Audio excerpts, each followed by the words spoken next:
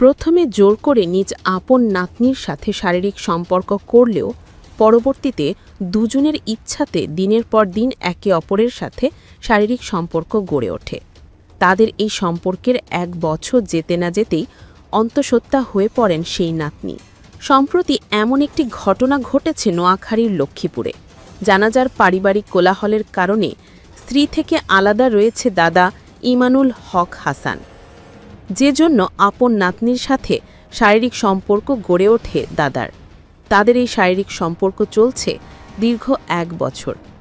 গত 2 নভেম্বর যখন হঠাৎ করে নাতনি অসুস্থ হয়ে পড়েন, তখন তার সৎ মা তাকে স্থানীয় একটি ডায়াগনস্টিক সেন্টারে নিয়ে যান।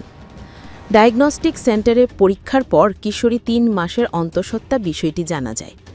চাঞ্চল্য পড়ে গেছে পুরো এলাকায়। এই জানাজানির পরেই দাদা ইমানুল হক হাসানকে গ্রেফতার করেছে police. Tanzina Tabassum, news desk.